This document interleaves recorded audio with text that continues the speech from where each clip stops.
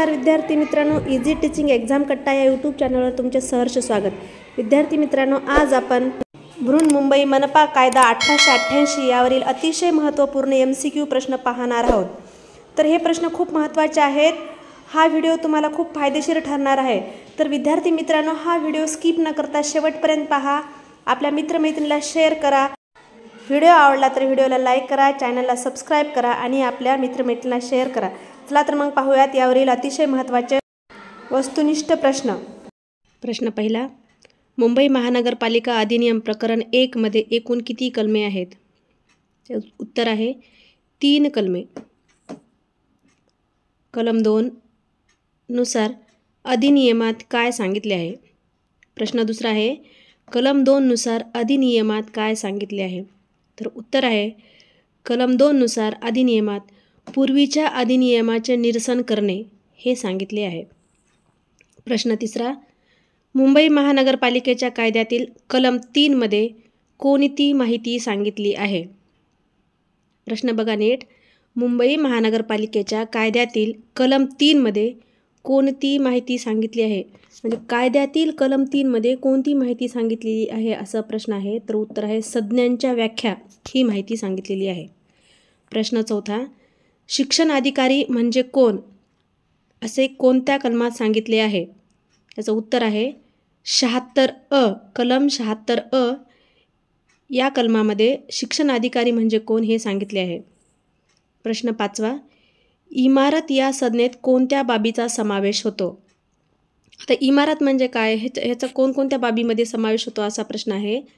त्याचं घर, उपघर, तबेला, छपरी या बाबींचा समावेश इमारत या संज्ञेत होतो। प्रश्न 6, कलम 3चे उपकलम ब नुसार सरकारी वर्ष म्हणजे कोणते?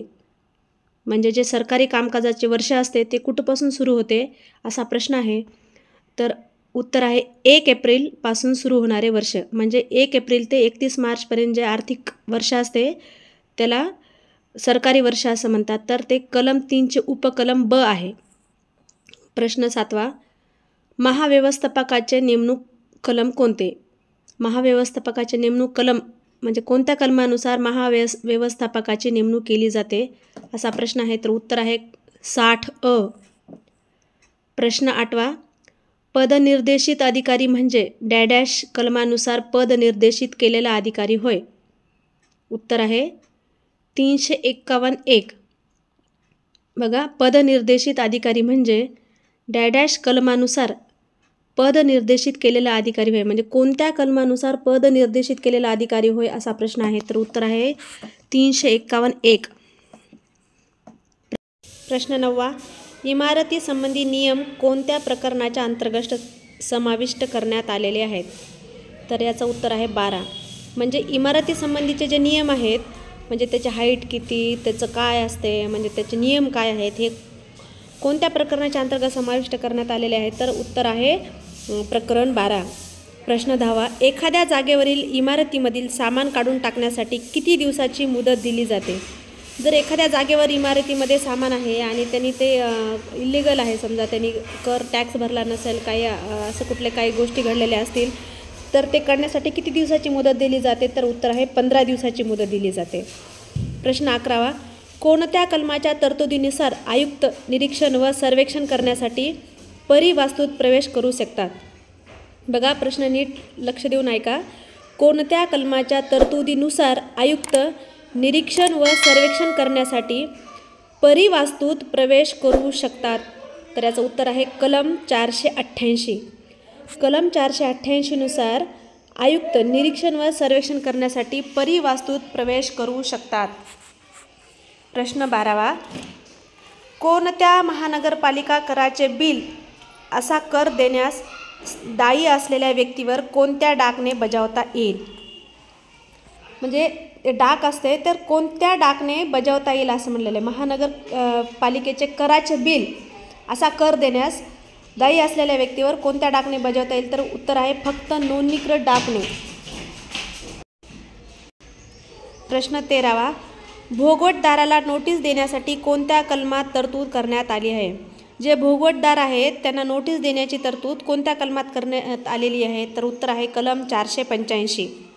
प्रश्न 14वा, जर एखाद्यास नोटीस देण्याची असेल आणि तो व्यक्ती सापडत नसेल, घरी नसेल किंवा त्या व्यक्तीचा संपर्क होत नसेल, तर अशावेळी नोटीस ही त्या जागेवर जमिनीवर पाटी लावण्यात यावी अशी तरतूद कोणत्या कलमात करण्यात आली आहे?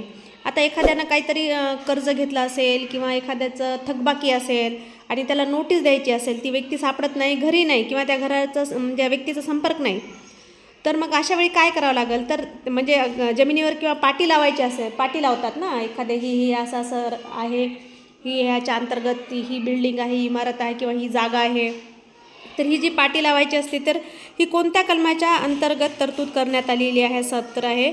याचं उत्तर आहे कलम 485. प्रश्न 15वा, एखाद्या परिवास्तूच्या मालकावर व इतर व्यक्तीवर नोटीस कशी बनवायची या संदर्भाची तरतूद कोणत्या कलमात केलेली आहे? म्हणजे बघा प्रश्न, एखाद्या परिवास्तूच्या मालकावर व इतर व्यक्तीवर नोटीस कशी बनवायची, म्हणजे नोटीस तर बनवायची पण कशी बनवायची या संदर्भाची तरतूद कोणत्या कलमात केली आहे? ह्याच्यासाठी एक वेगळं कलम आहे. म्हणजे नोटीस कशी बनवायची हे सुद्धा तिथं लिहून ठेवलेलं आहे. तर ते कलम कोणतं आहे? तर उत्तर आहे कलम 484. कलम 484मध्ये नोटीस कशी बनवायची या संदर्भाची तरतूद केलेली आहे. प्रश्न 16वा, कलम 483 अंतर्गत नोटीस काढू शकते. कलम 483 अंतर्गत कोण नोटीस काढू शकते? म्हणजे नोटीस तर काढायची आहे पण कोणत्या कलमांतर्गत? 483 अंतर्गत जर नोटीस काढायची असेल तर ते कोण काढू शकते असा प्रश्न आहे. तर उत्तर आहे आयुक्त नियुक्ती करतील ते अधिकारी. म्हणजे महानगरपालिकेच्या आयुक्तांना जे अधिकारी नियुक्त केलेले आहेत तोच अधिकारी कलम 483 अंतर्गत नोटीस काढू शकतो. प्रश्न 17वा, मुंबई महानगरपालिकेच्या अंतर्गत इमारतीची उंची कमाल उंची किती असावी या संदर्भाची तरतूद खालीलपैकी कोणत्या कलमात करण्यात आलेली आहे? म्हणजे मुंबई महानगरपालिकेचे जे परिक्षेत्र आहे त्या अंतर्गत ज्या इमारती येतात त्याची कमाल उंची म्हणजे जास्तीत जास्त उंची किती असावी या संदर्भाची तरतूद कोणत्या कलमात करण्यात आलेली आहे? ह्याच्यासाठी सुद्धा कलम आहेत, ह्याच्यासाठी सुद्धा नियम आहेत. आपल्याला परवानगी घेऊनच एखादी इमारत बांधावी लागते. तर ते कोणत्या कलमात करण्यात आलेली आहे असं प्रश्न आहे. तर याचं उत्तर आहे कलम 349 कलम 349 या कलमाअंतर्गतच इमारतीची उंची किती असावी या संदर्भाची तरतूद करण्यात आलेली आहे. प्रश्न 18वा, महाराष्ट्र नगरपालिका मंडळ अधिनियम कधी अस्तित्वात आला? म्हणजे महाराष्ट्र नगरपालिका मंडळ अधिनियम हा कधी अस्तित्वात आला? तर उत्तर आहे 2011. प्रश्न 19वा, मुंबई महानगरपालिका अधिनियम कलम 3च्या कोणत्या उपकलमामध्ये उपनगराची व्याख्या सांगितली आहे? बघा, मुंबई महानगरपालिका अधिनियम कलम 3च्या कोणत्या उपकलमामध्ये उपनगराची व्याख्या सांगितली आहे? तर कलम 3(2) म्हणजे कलम 3मध्ये (2) हे पोट कलम असते. त्या अंतर्गतच मुंबई महानगरपालिका अधिनियम कलम 3च्या उपकलमाची उपनगराची व्याख्या सांगितली आहे. विद्यार्थी मित्रांनो, व्हिडिओ आवडत असेल तर पटकन व्हिडिओला लाईक करा, आपल्या मित्रमैत्रिणीला शेअर करा आणि चॅनलला पण पटकन सबस्क्राईब करा. प्रश्न 20वा, कलम 213च्या अंतर्गत जकात वसूल करण्यासंदर्भातचा आदेश कोण देऊ शकते? कलम 213च्या अंतर्गत जकात वसूल करण्यासंदर्भातचा आदेश कोण देऊ शकते? तर याचं उत्तर आहे आयुक्त. प्रश्न 21वा, कोणत्या कलमांना मालमत्ता कर देण्याचे प्रथमतः दायित्व असलेल्या व्यक्तीस ती भाडे देणारी असल्यास रक्कम जमा करण्याचा हक्क असणे? म्हणजे कोणत्या कलमांना मालमत्ता कर देण्याचे प्रथमतः दायित्व असलेल्या व्यक्तीस ती भाडे देणारी असल्यास रक्कम जमा करण्याचा हक्क असणे हे कलम 148मध्ये तरतूद केलेली आहे याची. प्रश्न 22वा, आयुक्तास कोणत्या इमारतीचे किंवा जमिनीचे निरीक्षण करण्याचा अधिकार कोणत्या कलमात आहे? आयुक्त आहे त्याला इमारतीचे किंवा कोणत्याही इमारतीचे किंवा जमिनीचे निरीक्षण करण्याचा अधिकार कोणत्या कलमात आहे? तर कलम 555. असं कुठंही जाऊन त्यांनी निरीक्षण करू शकत नाहीत किंवा इमारतीचे किंवा जमिनीचे निरीक्षण करू शकत नाहीत. तर त्याला अधिकार आहे. त्या अधिकार क्षेत्रामध्ये जर ती इमारत बसत असेल, ते जमीन बसत असेल तर आपण तिथं जाऊन त्याचं निरीक्षण करू शकता, पाहू शकता. तर हे कलम 155 या कलमामध्ये तसे अधिकार देण्यात आलेले आहेत. प्रश्न 23वा, कलम 218(ब) अ मध्ये कोणती तरतूद करण्यात आली आहे? कलम 218 ब मध्ये कोणती तरतूद करण्यात आली आहे असं प्रश्न आहे. तर कलम 218 ब मध्ये अंमलात न राहण्याची तरतूद करण्यात आलेली आहे.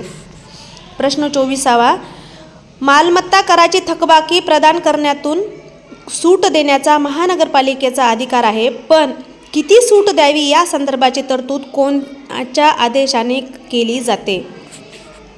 प्रश्न बघा नीट, म्हणजे हे कलमाचे प्रश्न आहेत, तुम्हाला थोडे लक्षपूर्वकच काळजीपूर्वकच पाठ करायचे आहेत, कारण इथं अंदाजेपंची किंवा तुक्का असं काही जमत नाही. इथं प्रॉपर आणि पाठ म्हणजे पाठच पाहिजे हे प्रश्न. कलम मालमत्ता कराची थकबाकी प्रदान करण्यातून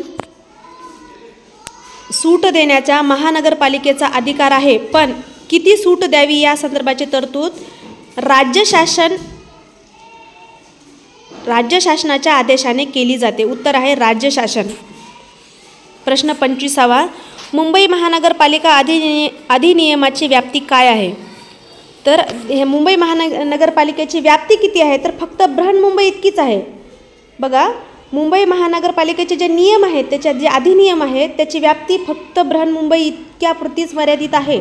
त्याच्या व्यतिरिक्त हे नियम दुसरीकडे लागू होत नाहीत. तर विद्यार्थी मित्रांनो, आज आपण हे कलमावर आधारित 25 प्रश्न पाहिले आहेत. तर तुम्हाला हा व्हिडिओ कसा वाटला? व्हिडिओ आवडल्यास व्हिडिओला लाईक करा, चॅनलला सबस्क्राईब करा आणि आपल्या मित्रमैत्रिणीला शेअर करा. आता खूप कमी दिवस उरलेले आहेत, तर झटून अभ्यासाला लागा. आपल्यासाठी एक एक मिनिट महत्त्वाचं आहे. तर येणाऱ्या परीक्षेसाठी तुम्हाला ऑल दी बेस्ट. व्हिडिओ शेवटपर्यंत पाहिल्याबद्दल तुमचे मनापासून धन्यवाद.